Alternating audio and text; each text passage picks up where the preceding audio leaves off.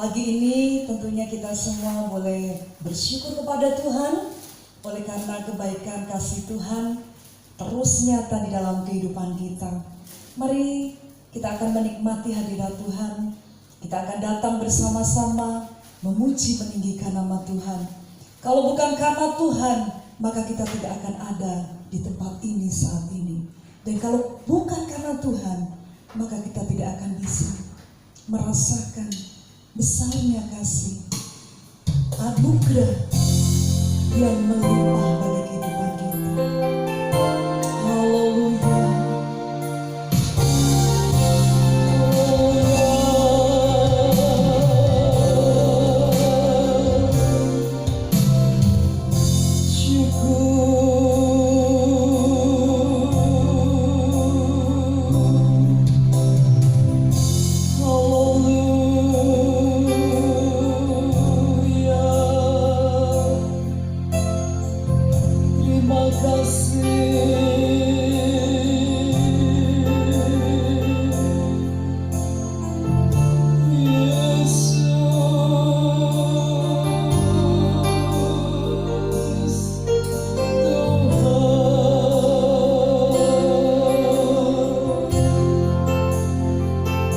Kami mau menaikkan pujian syukur kami kepadamu Bapa, karena besar kasih-Mu, besar rahmat-Mu dalam hidup kami. Haleluya, haleluya. Ku hendak bersyukur pada Tuhan karena keadilannya yang bermaksud bagi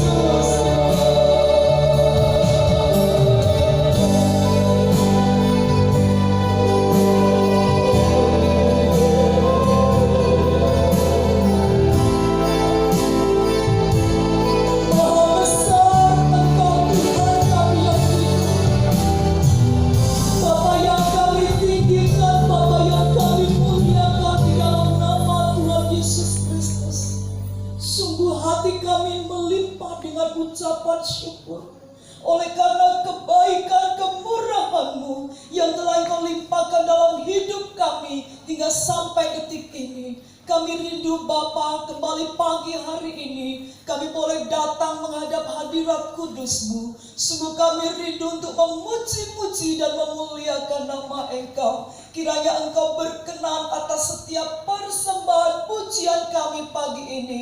Dan setiap kami boleh mengalami kuasa Tuhan. Setiap kami boleh merasakan Engkau hadir di tengah-tengah kami. Terima kasih Bapa, kami menyerahkan ibadah kami pagi ini.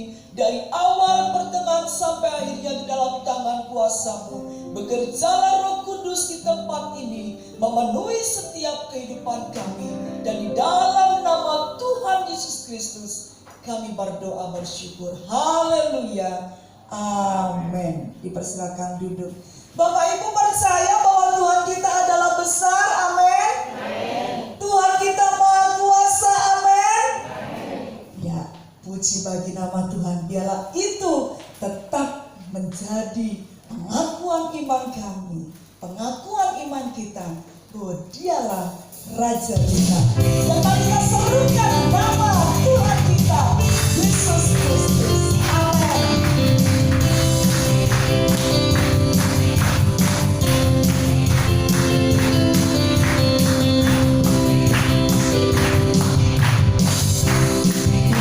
Tuhanku maha besar, Tuhanku maha kuasa, Raja segala raja. Yang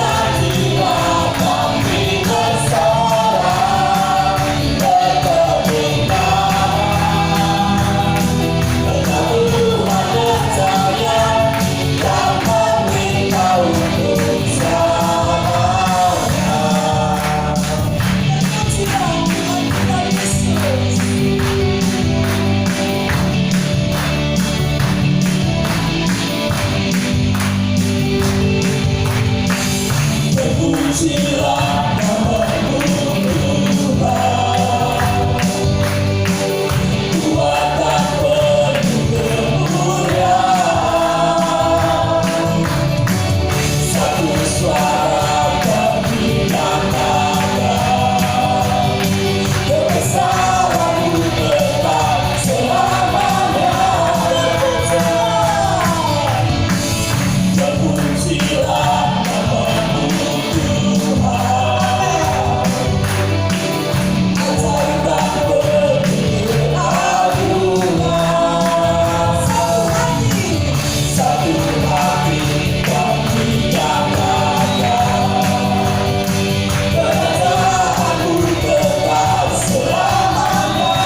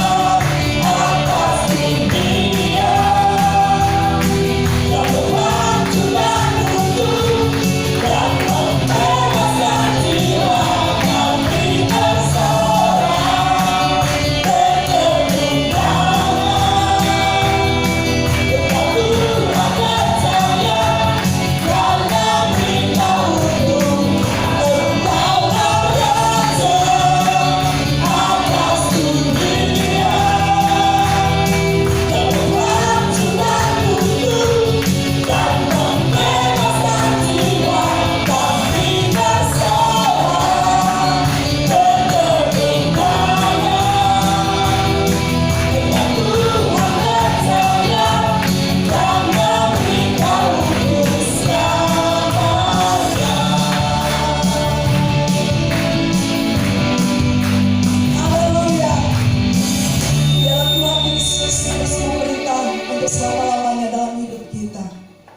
Dan saat ini, mari kita datang untuk mempersiapkan diri mendengar kebenaran firman-Nya. Seperti rusa yang rindu akan sungai, akan aliran-aliran air, demikian juga jiwa kita, hidup kita rindu akan Dia. Terpujilah Engkau Bapa. Sungguh kami rindu akan Engkau Tuhan. Sungguh kami rindu untuk datang menyembah-Mu. Haleluya Yesus. Glory, glory.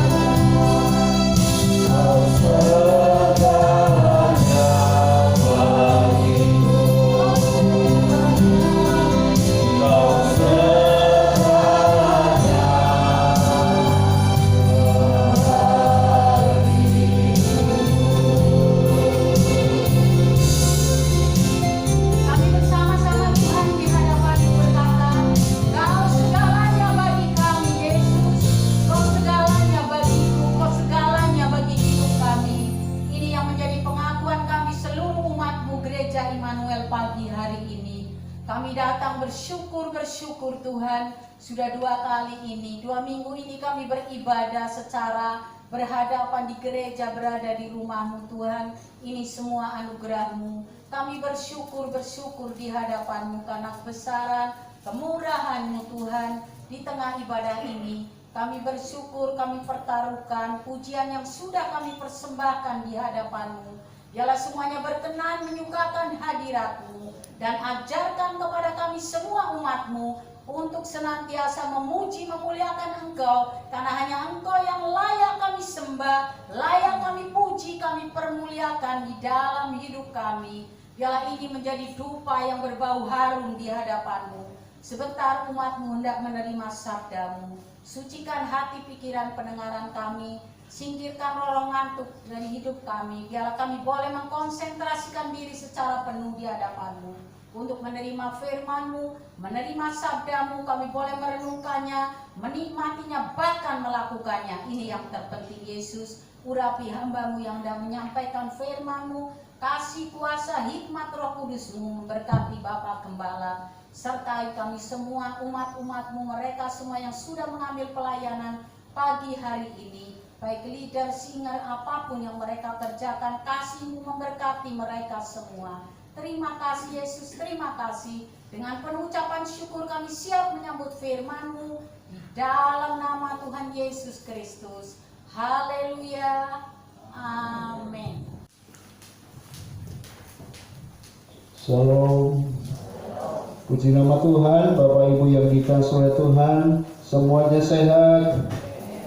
Haleluya. Kita bersyukur jika pada pagi hari ini saya dan Bapak Ibu masih diberikan waktu yang baik untuk kita boleh kembali beribadah secara komunal bersama-sama di tempat ini. Kita bersyukur Bapak Ibu kalau ada sebagian anak Tuhan yang belum bisa melakukannya seperti ini, tetapi ketika saya dan Bapak Ibu diberi kesempatan oleh Tuhan, kemudian kita mempergunakannya, saya percaya ada berkat Tuhan yang Tuhan sediakan buat kita semua. Amin. Puji nama Tuhan. Bapak Ibu yang dikasihi oleh Tuhan, Bapak Ibu pernah mendengar sebuah cerita seekor kerbau bisa mati karena gosip? Atau pernah mendengar ilustrasi ini? Kerbau mati karena gosip. Mau dengar ceritanya? Nggak usah ya, kelamaan. Nah Bapak Ibu yang dikasihi oleh Tuhan, kalau kita perhatikan bahwa ada seekor kerbau yang dikatakan pada penulis daripada ilustrasi ini, dia menuliskan bahwa kerbau ini konteksnya waktu itu bisa ngomong. Nah suatu hari Bapak Ibu yang dikasihi oleh Tuhan, kerbau ini habis membajak sawah. Begitu setelah membajak sawah, karena sawah yang akan dibajak karena memang belum zamannya ada mesin pembajak atau traktor itu. Jadi dia kecapean, kemudian dia mulai beristirahat di pinggir sawah. Tiba-tiba ada seekor anjing lewat. Nah ketika anjing ini lewat, kemudian anjing ini bertanya kepada kerbau, "Bobo," ya enggak usah dikasih nama ya kerbaunya ya. "Bobo, kenapa kamu? Aduh, aku kecapean nih. Aku pingin beristirahat lah. Sehari ini ataupun besok, sehari saya mau istirahat dan besok paginya saya mau kerja." Nah kemudian anjing ini meninggalkan kerbau ini, dan kemudian anjing ini melanjutkan perjalanannya. Tiba-tiba Bapak Ibu yang dikasihi oleh Tuhan, di tengah perjalanan si anjing ini ketemu dengan kucing. Ya, biasanya anjing dan kucing apa? Berkerak. Tapi dalam konteks ini tidak kerahan, ya, tetapi masih ngobrol-ngobrol. Nah kemudian si anjing ini ngobrol dan dia ceritakan tentang si kerbau tadi. Ya, dia bercerita kepada si kucing ini begini Bapak Ibu yang dikasihi oleh Tuhan. Wah kerbau itu, tadi saya ketemu kerbau Dan rupanya kerbau itu dia berkata bahwa besok dia akan istirahat dulu, ya, karena memang badannya itu sudah capek. Karena apa? Karena bosnya memberi pekerjaan yang begitu banyak. Setelah cerita seperti itu, kucing manggut-manggut. Ya, dia tidak ngomong meong karena bisa ngomong. Kemudian kucing ini pergi dan tiba-tiba di tengah perjalanan kucing ini ketemu si kambing. Nah, di kucing ini karena habis mendengar cerita seperti itu, kemudian si kucing ini cerita kepada kambing. Kerbau ini komplain loh sama bosnya. Karena apa? Karena diberi kerjaan yang terlalu banyak. Besok dia tidak mau kerja lagi. Apa iya? Si kambing bertanya. Iya loh. Karena apa? Memang bosnya itu terlalu jahat. Nah, kemudian sama si kambing ini didengarkan ceritanya si kucing. Tiba-tiba kambing ini kemudian berjalan dan di tengah perjalanan kambing ini ketemu ayam.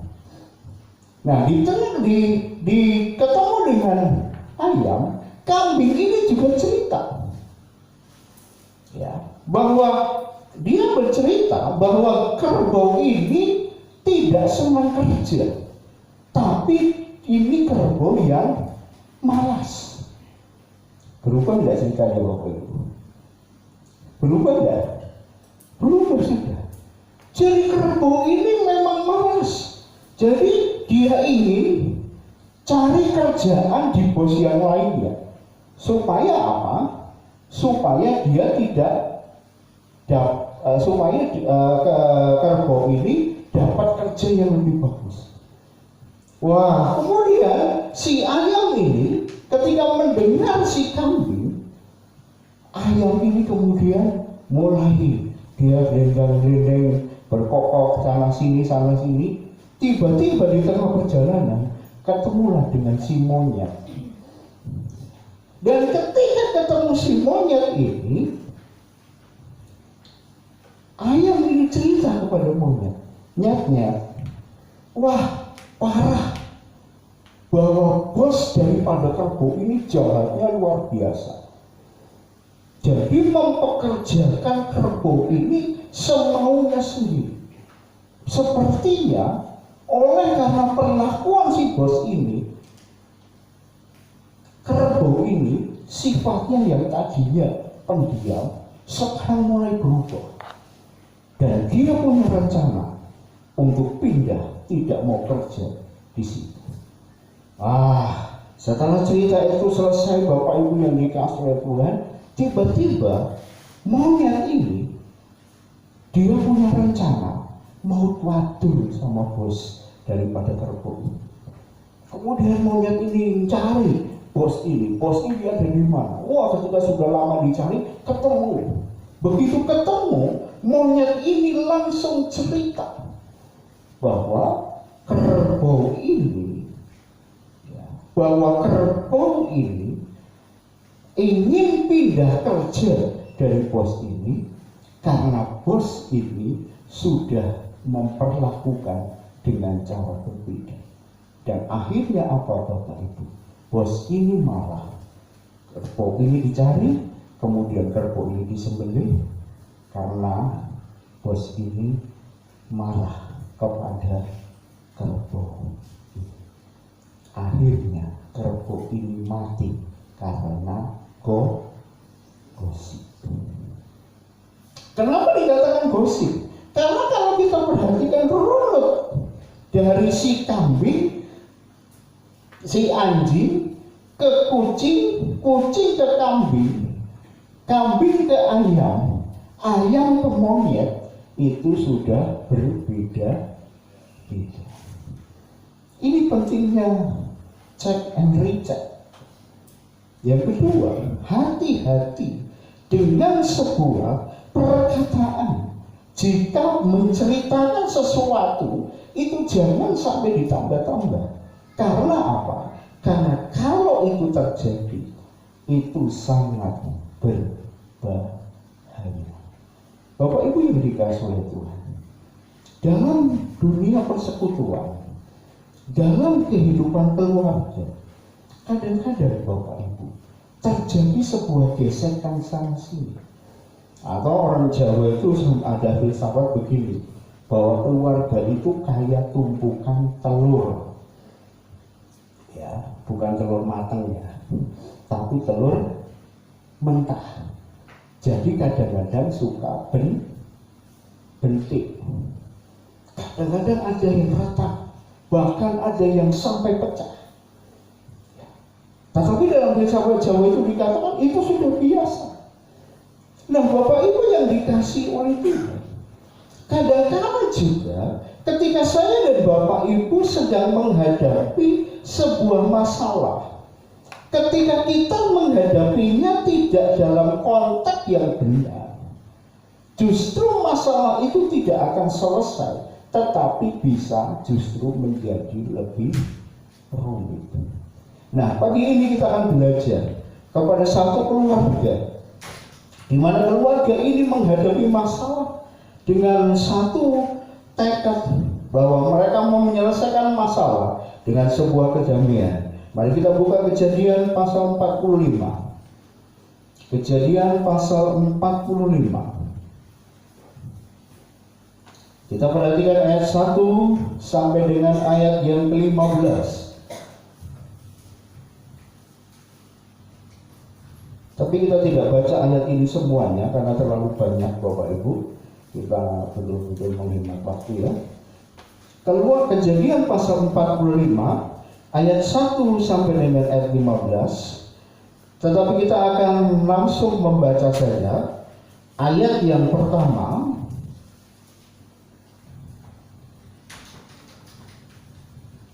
sampai dengan ayat yang keempat, atau sampai dengan ayat 5, kemudian melompat ayat yang ke-14 dan 15. Kejadian pasal 45 ayat 1 sampai dengan 15, tapi kita akan baca ayat 1 sampai 5, ayat 14 sampai 15. Demikian firman Tuhan. Ketika itu Yusuf tidak dapat menahan hatinya lagi di depan semua orang yang berdiri di dekatnya. Lalu berserulah ia, suruhlah keluar semua orang dari sini.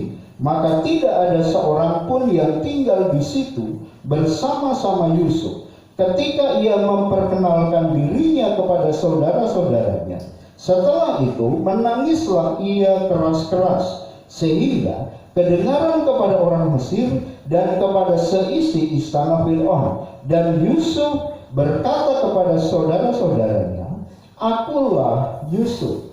Masih hidupkah Bapak?" Tetapi saudara-saudaranya tidak dapat menjawabnya, sebab mereka takut dan gemetar menghadapi dia. Lalu kata Yusuf kepada saudara-saudaranya itu, "Marilah dekat-dekat." Maka mendekatlah mereka, katanya lagi, "Akulah Yusuf saudaramu yang kamu jual ke Mesir." 5. Tetapi sekarang janganlah bersusah hati dan janganlah menyesali diri karena kamu menjual aku ke sini, sebab untuk memelihara kehidupanlah Allah menyuruh aku mendahului kamu. 14-15. Lalu dipeluknyalah leher Benyamin, adiknya itu, dan menangislah ia, dan menangis pula Benyamin pada bahu Yusuf. Yusuf mencium semua saudaranya itu dengan mesra, dan ia menangis sambil memeluk mereka. Sesudah itu barulah saudara-saudaranya bercakap-cakap dengan dia. Amin. Bapak Ibu yang dikasihi oleh Tuhan, tentunya Bapak Ibu tahu tentang cerita Yusuf. Bagaimana terjadi sebuah konflik antara Yusuf dengan kakak-kakaknya. Karena apa? Karena kakak-kakaknya itu iri hati kepada Yusuf. Sebab Yusuf itu sangat diistimewakan oleh ayahnya, yaitu Yakub. Bahwa segala sesuatu diberikan kepada Yusuf, sehingga kemudian membuat saudara-saudaranya, kakak-kakaknya ini punya sebuah keiri hatian sampai-sampai kemudian supaya keiri hatiannya itu tertuntaskan oleh mereka berikhtiar, mereka berencana akan membunuh Yusuf. Tetapi ketika persekongkolan itu terjadi dan ketika sudah menjadi sebuah tekad yang bulat, tetapi ada salah satu saudara tertua yaitu Yehuda yang berkata bahwa jangan dibunuh, tetapi kita jual saja. Karena apa? Dengan dijual itu berarti bahwa kita punya keuntungan. Dan akhirnya terjadi Bapak Ibu, bagaimana Yusuf sampai akhirnya ada di Mesir, dan kemudian kita melihat bagaimana Yusuf mengangkat keluarganya, justru orang yang tidak dipedulikan, orang yang akan dimatikan, orang yang dibenci, justru yang mengangkat saudara-saudaranya. Karena apa? Karena kalau kita melihat konteks waktu itu, Yusuf ini diangkat menjadi seorang bupati yang ada di Mesir, mewakili Fir'aun untuk mengatur perekonomian yang ada di kerajaan Fir'aun. Karena waktu itu terjadi 7 masa kelaparan ataupun masa ekonomi resesi yang luar biasa. Karena apa? Mereka tidak bisa bercocok tanam. Semua hasil-hasil daripada pertanian, perkebunan, peternakan itu semuanya hancur. Tetapi Yusuf kemudian muncul, dipakai oleh Fir'aun untuk mengatur semuanya. Dan kelaparan itu tidak hanya khusus orang Mesir, tetapi kelaparan itu sampai kepada tanah asli ataupun tanah kelahiran daripada Yusuf. Itu termasuk orang tuanya Yakub beserta dengan ke-11 anak-anaknya. Nah, Bapak Ibu yang dikasihi oleh Tuhan, di ayat pasal 45 ini, kalau kita memperhatikan, ada sebuah rekonsiliasi yang luar biasa sekali. Bahwa ketika Yusuf ini tampil sebagai seseorang yang seharusnya dia ini korban sakit hati. Seharusnya kalau secara jiwani, Yusuf ini bisa saja membunuh saudara-saudaranya. Karena apa? Secara posisi dalam kepemerintahan, karena waktu itu dia sebagai salah satu wakil daripada Fir'aun. Tetapi dia tidak percaya. Tetapi justru kemudian Yusuflah yang membawa keluarganya, saudara-saudaranya ini masuk kepada sebuah era penyelesaian yang luar biasa. Dari masalah yang pertama yaitu masalah secara khusus keluarga, yang kedua masalah kelaparan. Jadi boleh dikatakan Yusuf ini dalam konteks ini menjadi juru selamat bagi keluarganya waktu itu. Walaupun Bapak Ibu, Yusuf ini orang yang harusnya tidak seperti itu. Tetapi Yusuf bisa tampil seperti itu, menyelesaikan masalah dengan sebuah kedamaian, menyelesaikan masalah dengan sebuah kasih yang luar biasa. Kalau kita perhatikan di ayat yang pertama tadi disebutkan, ketika itu Yusuf tidak dapat menahan hatinya lagi di depan semua orang yang berdiri di dekatnya. Lalu berserulah ia, suruhlah keluar semua orang dari sini. Maka tidak ada seorang pun yang tinggal di situ bersama-sama Yusuf ketika ia memperkenalkan dirinya kepada saudara-saudaranya. Setelah itu menangislah ia keras-keras sehingga kedengaran kepada orang Mesir dan kepada seisi istana Fir'aun. Dan Yusuf berkata kepada saudara-saudaranya, "Akulah Yusuf, masih hidupkah?" Bapa, tetapi saudara-saudaranya tidak dapat menjawabnya, sebab mereka takut dan gemetar menghadapi dia. Jadi Bapak Ibu yang dikasihi oleh Tuhan, sebelum peristiwa ini terjadi, ada sebuah drama sedikit. Kalau Bapak Ibu nanti bisa membaca kembali pada pasal 44 ayat 1 sampai dengan ayat 34. Di mana itu sebuah peristiwa yang dicoba oleh Yusuf itu direkayasa. Yusuf ingin melihat bagaimana sikap dari saudara-saudaranya. Masihkah saudara-saudaranya itu sejahat dulu atau sudah berubah? Yaitu dengan jalan apa? Ketika mereka akan membeli bahan makanan di Mesir, tiba-tiba Yusuf menyuruh para hamba-hambanya, masukkan setiap gandum bahan makanan yang mereka beli dan uang yang sudah diberikan kembalikan, dan kemudian masukkan juga piala daripada Yusuf. Piala ini menyebut bukan piala kejuaraan, tetapi piala itu adalah sebuah gelas seperti itu yang sering dipakai untuk minum. Ya, itu yang disebut piala. Masukkan juga di sana. Ya. Nah, tujuannya Yusuf waktu itu adalah Yusuf ingin mengetahui ini saudara-saudaranya sudah berubah atau belum. Dan ketika mereka kemudian dijebak seperti itu, rupanya Yusuf mengetahui bahwa saudara-saudaranya sudah berubah. Karena waktu itu Yusuf memerintahkan, tangkap mereka. Kalau mereka ingin bebas, maka mereka harus pulang mengambil Benyamin, adiknya untuk dibawa ke sana. Tapi mereka berkata, kalau aku harus membawa Benyamin, maka ayahku pasti mati.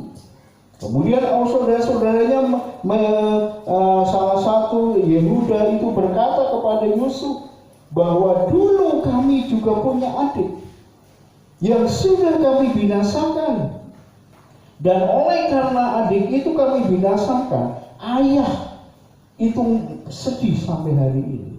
Bagaimana nasibnya kalau seandainya Benyamin juga harus dibawa ke sini?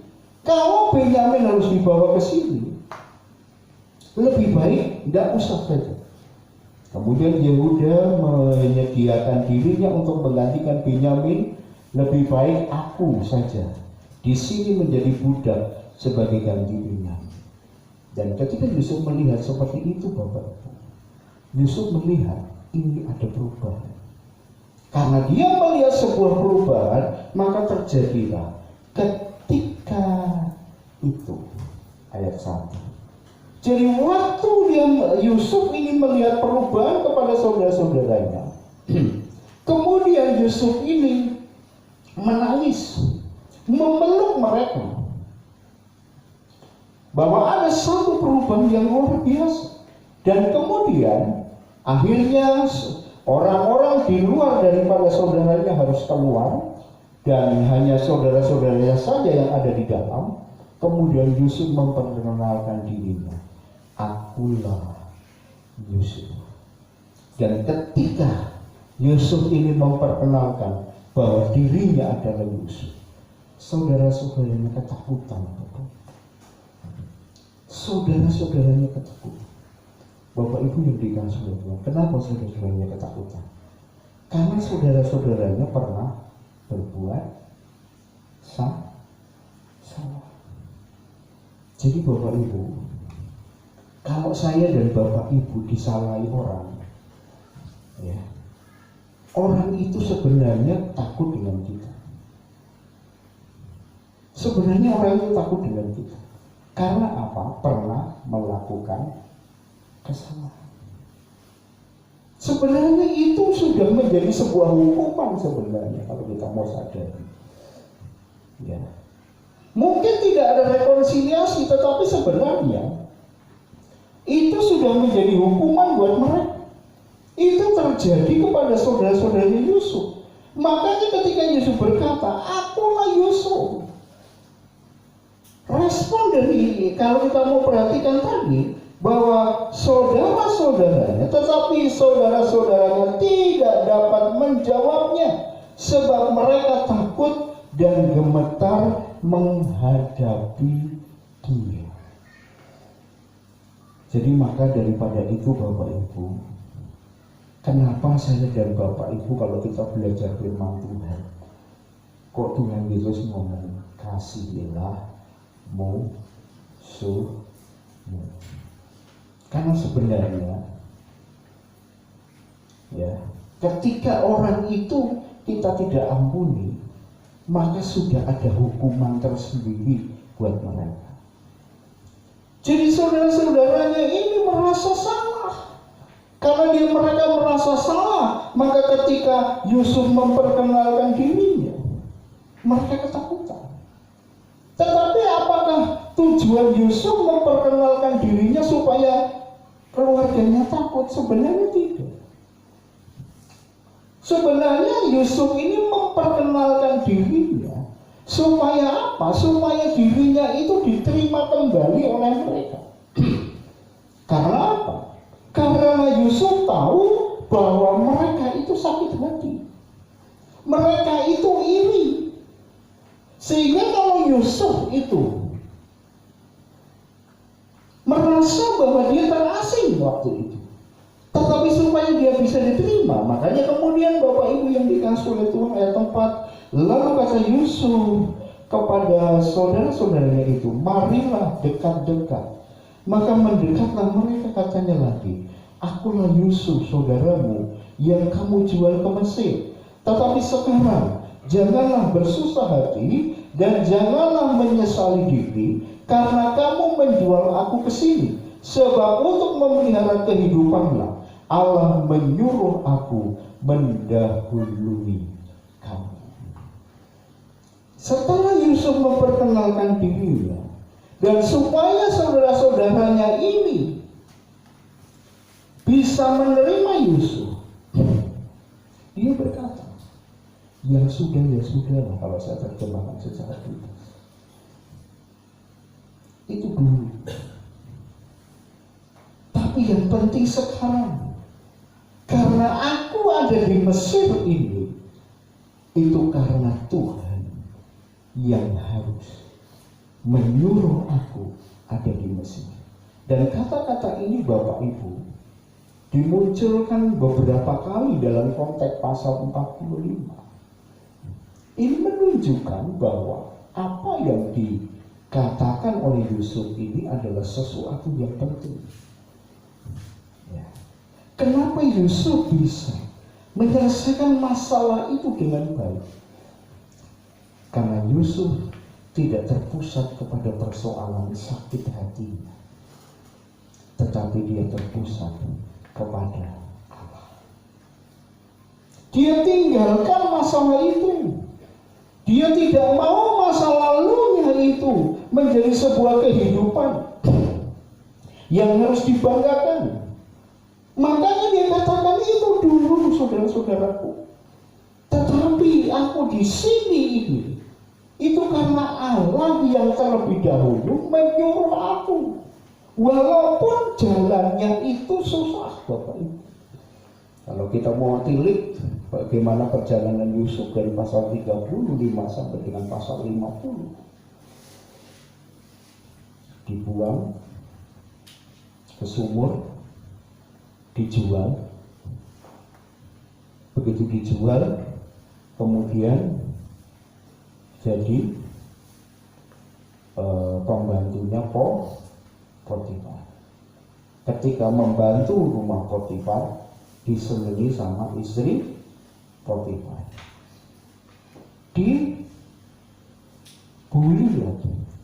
Sampai akhirnya difitnah itu, dan kemudian Yusuf dipenjara. Jalannya itu betul-betul menyakitkan sekali. Tetapi Tetapi karena Yusuf berfokus kepada Tuhan, bukan lagi membicarakan mengenai itu dulu. Saya pernah tanya kepada Bapak Ibu, seandainya Bapak Ibu ketemu orang yang pernah menyakiti, rasanya kayak apa? Gemeletak atau happy? Oh puji Tuhan, berpelukan, begitu? Mungkin bisa. Kalau sekarang nggak boleh berpelukan ya, corona. Mungkin salaman, tetapi di hatinya ada sesuatu enggak? Ada pasti. Ya. Tetapi kita diajar oleh Tuhan untuk apa? Untuk supaya saya dan Bapak Ibu ini tidak hidup karena masa lalu, tetapi kita mau berfokus kepada rancangan Tuhan yang besar dalam hidup kita. Kalau saya berfokus kepada hidup masa lalu, Bapak Ibu, repot saya, tidak maju-maju. Saya tidak bisa bergerak. Tetapi mari kita mau bersama-sama berfokus kepada Tuhan. Karena apa? Kalau seandainya waktu itu Yusuf karena kedudukannya sebagai seorang bupati, kemudian ojo tumen jadi bupati, jalan gitu ya. Kemarin saya mau cukur botak, ikuti bupati, gara-gara 0%. Sama tukang cukurnya itu sudah mau gini, guyon aku mas. Mungkin aku cukur gundul kaya cilok. Jadi Bapak Ibu yang dikasih itu, dia tidak dumeh posisinya. Kalau dia orang yang betul-betul bangga terhadap posisinya, mudah saja wis penjarakan. Apakah Yusuf itu tidak bisa membalas dendam kepada saudara-saudaranya? Oh, kecil. Kalau anak kecil dulu ngomong, iblis kasih. Karena apa? Kedudukan Bapak Ibu. Gampang kamu. Tapi itu jadi masalah baru. Itu jadi problem yang baru kalau tidak diselesaikan. Makanya kemudian dia tidak mau itu. Itu aku tidak mau. Sehingga kemudian ketika saudara-saudaranya mengetahui bahwa itu Yusuf, karena Yusuf sendiri yang memperkenalkan dirinya. Karena waktu itu sampai pertemuan itu sebenarnya kalau Yusuf tidak memperkenalkan dirinya, Yusuf tidak dikenal Bapak Ibu. Tapi justru dia memperkenalkan diri, bukan karena sombong, bukan karena dia berkata, iki lho, aku dhisik sing kok sakiti. Enggak. Tapi supaya dia ingin diterima sebagai saudara, yang dulu itu tidak dianggap sebagai saudara. Sehingga kemudian persoalan itu diselesaikan dengan luar biasa. Krisis ekonomi keluarganya diselesaikan. Krisis hubungan keluarga itu juga diselesaikan dengan baik. Karena ada orang yang mau merendahkan diri. Karena apa? Fokus kepada Tuhan. Fokus ke masa depan. Bukan lagi masa yang lalu. Karena masa yang lalu itu boleh itu terjadi dan itu menyakitkan bagi Yusuf. Tetapi itu semuanya ditinggal Bapak Ibu yang dikasih itu. Nah Bapak Ibu yang dikasih itu, fokus kepada Tuhan itu sangat-sangat penting ketika saya dan Bapak Ibu sedang menghadapi sebuah pergumulan. Pergumulan terjadi di dalam hidup kita. Kalau kita hanya fokus kepada persoalan, saya dan Bapak Ibu dibuat kecil. Dalam kitab Amsal dikatakan, kalau engkau berputus asa ketika engkau menghadapi kesesakan, maka kecillah kekuatanmu. Itu artinya Salomo mengarahkan supaya kita mau tetap punya semangat kita punya sebuah kekuatan. Dan kekuatan itu bukan karena diri kita, tetapi kekuatan itu berasal daripada Allah. Dan kapan kekuatan Allah itu dinyatakan? Ketika kita berfokus kepada Allah, kepada rancangan Tuhan yang luar biasa. Mungkin sekarang ini kita sudah bertanya-tanya, Tuhan kenapa begini-begini? Tapi coba rubah mindset kita, bahwa kita kembali kepada rancangan Tuhan yang luar biasa. Dalam dialog menghadapi COVID ini, Bapak Ibu, saya coba berdialog dengan beberapa hamba Tuhan wilayah 7. Saya kaget dengan mereka yang tadinya teman-teman tidak bisa ibadah, kemudian ada beberapa hamba Tuhan bisa ibadah, dia ngomong, aku tetap ibadah, aku dengan iman, dengan ini. Saya katakan, Pak, oke, enggak apa-apa, tapi konteksnya beda-beda. Tapi sekarang ketika new normal, Bapak Ibu, saya tanya gimana Pak? Waduh Pak, kami takut Pak, nanti jangan-jangan ada yang terpapar Pak, kemudian nanti gerejanya ditutup Pak, nanti begini Pak. Jadi beda. Nah ini ngomong apa? Sekarang itu beda. Jadi Bapak Ibu yang dikasih oleh Tuhan, terus saya ngomong, fokuslah kepada Tuhan. Pertama, konsultasikan dulu dengan Bapa di surga.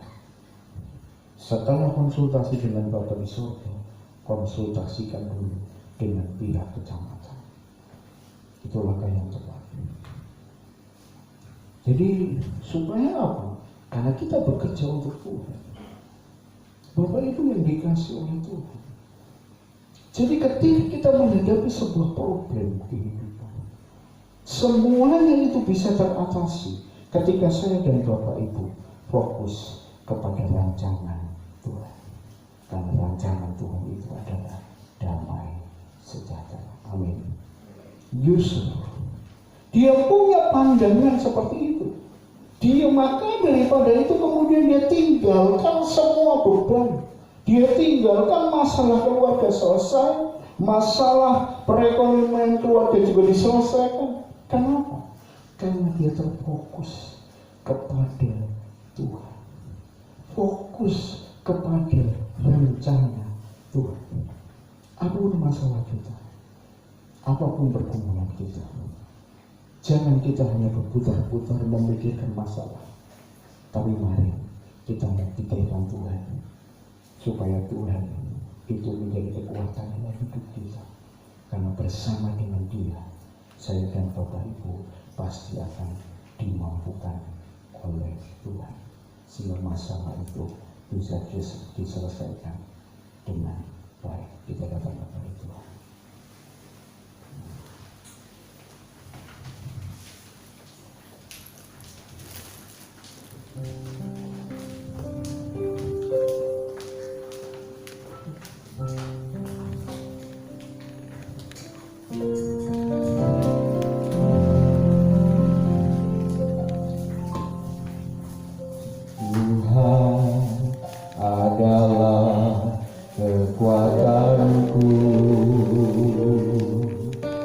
Bersama Dia ku tak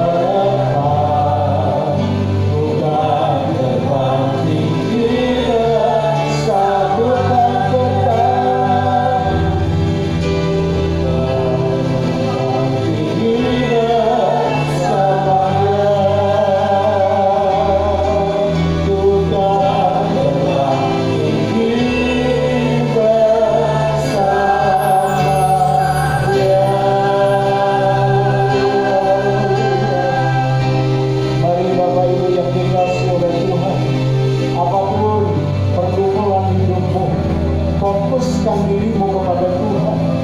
Tuhan yang punya kuasa, Tuhan yang maha besar, itu yang akan membawa saya dan Bapak Ibu untuk bisa mengatasi. Mungkin sekarang ini kita bertanya-tanya, tetapi ketika kita datang kepada Tuhan, ketika kita mencurahkan isi hati kita kepada Dia, percayalah, persoalan itu diselesaikan oleh Tuhan.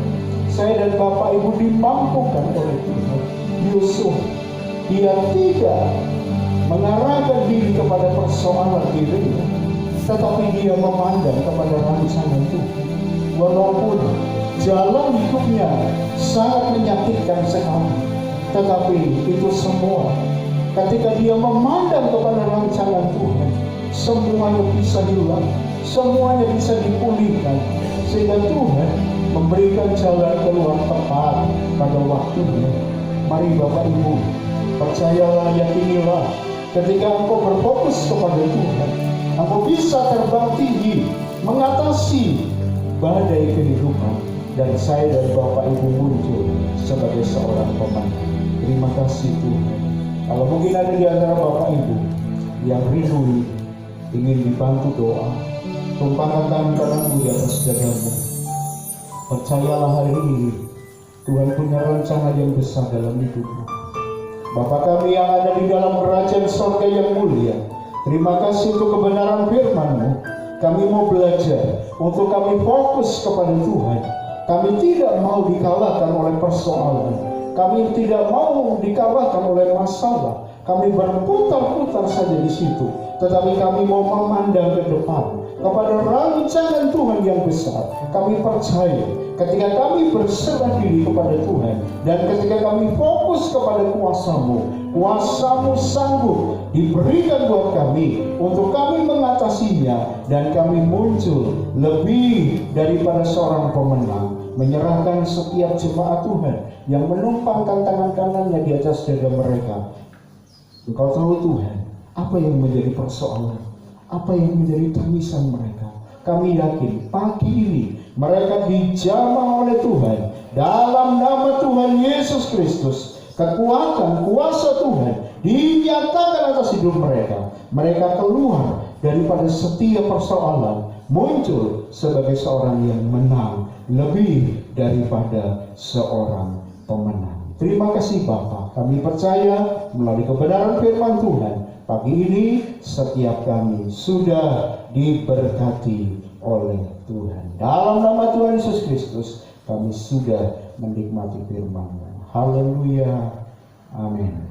Untuk hari Kamis kita tetap ada We Worship ataupun Praise and Worship di tempat ini selama 1 jam dalam kondisi new normal juga. Kemudian pada hari Minggu kita akan kembali lagi pada Minggu pagi jam 8 pagi. Dan puji Tuhan Bapak Ibu, pagi ini nanti Bapak Ibu pulang akan mendapatkan vitamin. Ada anak Tuhan yang menghubungi secara pribadi dengan saya dari Jakarta. Dia tanya, Pak Pendeta, apa yang bisa saya kerjakan untuk jemaat di sana? Tolonglah kamu sediakan vitamin saja. Jadi nanti Bapak Ibu, karena itu vitamin, jadi nanti per keluarga satu itu, kemudian bagi yang keluarganya mungkin banyak, tadi saya sudah sampaikan ke petugas, bolehlah dikasih 2. Jadi satu plank itu ada 4 ya, ada 4 isinya. Nah kemudian saya diberi 2 liter hand sanitizer. Anda mungkin hand sanitizer dibagi. Jadi itu dibaginya nanti ketika Bapak Ibu masuk. Nah setelah nanti juga Bapak Ibu bisa pulang membawa berkat Tuhan berupa makan, karena waktu saya bergumul dengan Ibu Gembala tentang new normal seperti ini, kemudian Ibu Gembala ngomong begini, nasar begini, pokoknya kalau kita bisa ibadah komunal kita ucapkan syukur, tapi piye morale kumpul suwe-suwe. Terus saya ngomong udah didosin saja. Jadi Bapak Ibu nanti akan terima nasi pok, dimakan di rumah, jangan di jalan ketabrak. Ya nanti silahkan dimakan di jalan, karena memang kita tidak bisa lama-lama ya di gereja ya. Saya buat bahagia kayak dikejar sama anjing tadi. Iya. Puji nama Tuhan, kita berdiri, kita akan akhiri ibadah kita. Nanti Bapak Ibu persembahan masuk ke pintu ini, keluar di sana, dan nanti di depan akan dilayani oleh Bapak Tuhan. Kiranya Engkau memberkati aku berlimpah-limpah dan memperluas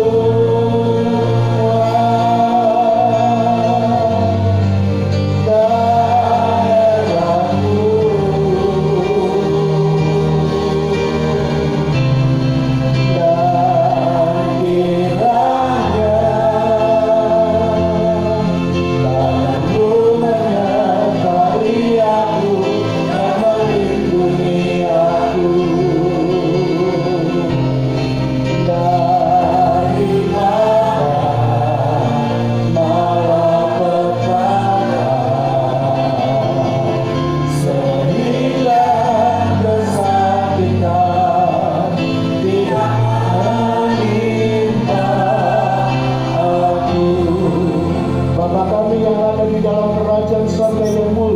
Kami berdoa untuk Indonesia. Kiranya Indonesia diberkati Tuhan. Indonesia menjadi negara sehat. Pemerintahan yang ada, berikanlah hikmat marifat oleh Tuhan, sehingga dapat mengatasi itu semua gejolak-gejolak yang ditimbulkan oleh COVID-19. Semuanya juga bisa ditangani oleh karena hikmat Tuhan dinyatakan dalam hidup mereka. Menyerahkan Kabupaten Kebumen, menyerahkan Kota Gombong, menyerahkan lingkungan di mana setiap jemaat tinggal. Semua lingkungan itu diberkati oleh Tuhan.